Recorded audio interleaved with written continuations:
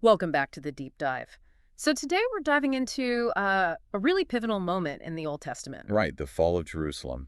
It's all there in 2 Kings 24. Exactly. We're looking at the biblical text itself, what actually happened leading up to the Babylonian exile. And we've got some thoughts on how it connects sort of to life today as well. That's the mission, yeah. Understand the events, but also maybe pull out that timeless wisdom, especially for, well, strengthening our faith. Okay, so kicking off with 2 Kings 24, it starts with Nebuchadnezzar, the king of Babylon. He gains control over Jehoiakim, king of Judah, for 3 years. But then Jehoiakim rebels. That seems like a pretty significant decision. It was. And the text says that after this rebellion, the Lord sent various bands against Judah. Not just Babylonians. No, Chaldeans, Syrians, Moabites, Ammonites too. It's like the whole region turned against them. Okay, so let's really consider why. The scripture frames this very clearly, doesn't it? It wasn't just political misfortune. Not at all. It explicitly says this happened according to the word of the Lord, which he spoke by his servants, the prophets. And the root cause mentioned is, quote, it's quite stark. It is. Surely at the commandment of the Lord this came upon Judah, to remove them out of his sight for the sins of Manasseh. Manasseh, a previous king known for terrible deeds. Exactly, according to all that he did, and also for the innocent blood that he shed. It says he filled Jerusalem with innocent blood. And the Lord would not pardon.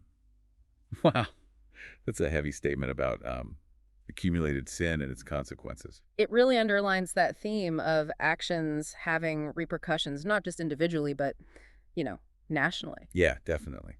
So the narrative then tells us Jehoiakim dies. And his son, Jehoiachin, takes the throne. Right, but his reign is incredibly short. How short? Just 3 months. He was only 18. And the assessment of his reign. The same pattern. He did what was evil in the sight of the Lord according to all that his father had done. It feels like this cycle of poor leadership is just locked in at this point. It does. And right then, Nebuchadnezzar's forces arrive and lay siege to Jerusalem itself. The capital city. This is serious.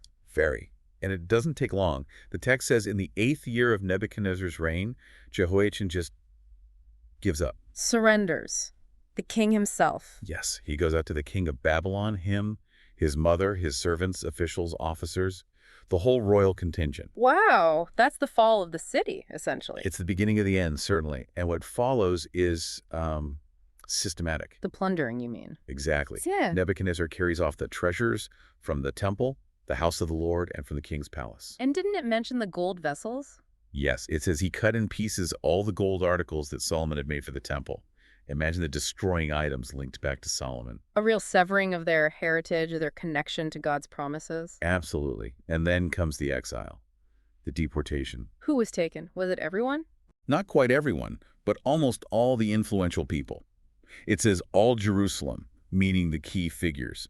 All the officials, all the mighty men of valor, 10,000 captives right there. 10,000. That's a huge number. And it adds all the craftsmen and the smiths. Basically, anyone with skills or leadership potential. So who was left behind? None remained except the poorest people of the land. It was a deliberate strategy to cripple the nation. Taking away its strength, its ability to rebuild or resist. Precisely.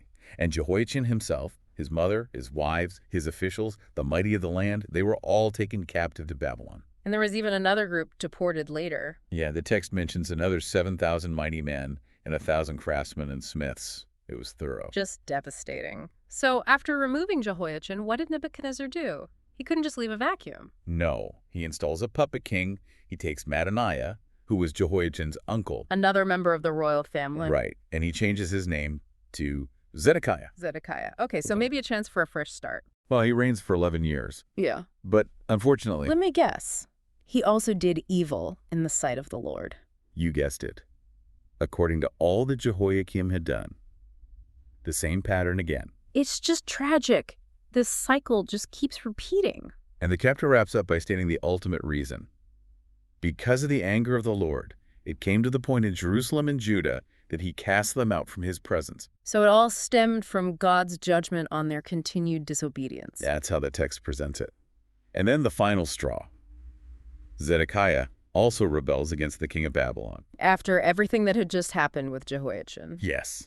It seems like the final act that sealed their fate, according to this account. Okay, so that's the historical narrative. It's pretty intense. How do we take this ancient story and, connected to our lives, strengthen our faith today? Well, the first point that really leaps out is just consequences. Simple as Give that. actions have outcomes. Exactly. Judah's downfall wasn't random. It was linked to choices, particularly leadership choices, over a long period. It reminds us today that our decisions matter, that we have a responsibility to align our actions with, well, with our values and spiritual principles. Yeah, that personal responsibility aspect is strong.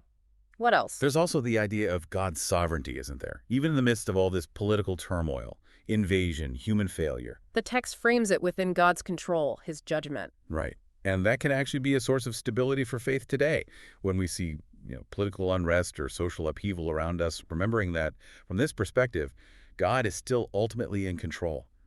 That can bring a certain peace or trust. That's a good point. Trusting in something bigger than the immediate chaos. And leadership definitely comes up again. Oh, absolutely. The impact of unfaithful leaders in Judah is undeniable. It's a stark reminder of how crucial integrity and wisdom are for anyone in a position of influence. Whether that's national leaders or, leaders in our communities, workplaces, even families. The standard matters. It does. And tied to that is the importance of warnings. Judah had prophets warning them, right? But they didn't listen. They didn't. And that's a lesson for us too. Are we open to wise counsel? Do we heed warnings, whether they come from scripture, mentors, or even just, the writing on the wall in our own lives? Are we willing to make corrections? It's easy to ignore things we don't want to hear.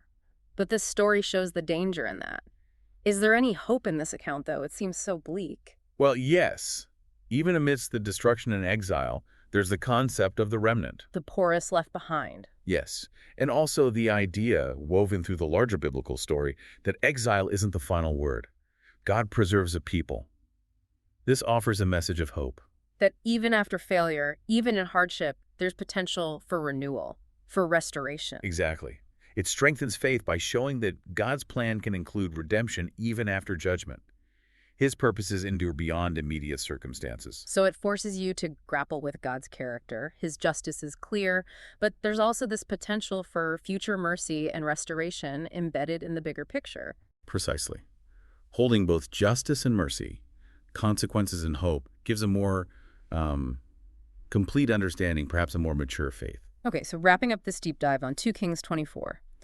The big takeaways seem to be this undeniable link between actions and consequences, God's overarching sovereignty, even in turmoil, the critical role of leadership, the need to actually listen to guidance. And that enduring possibility of hope and renewal, even when things look incredibly dark. It's a powerful narrative with a lot to chew on. So maybe a final thought for everyone listening. Yeah. How do you see these principles, consequences, leadership, warnings, hope playing out in our world today, or even in your own life? And how can reflecting on this piece of history, this fall of Judah, genuinely deepen your own faith and trust in God's ongoing purpose?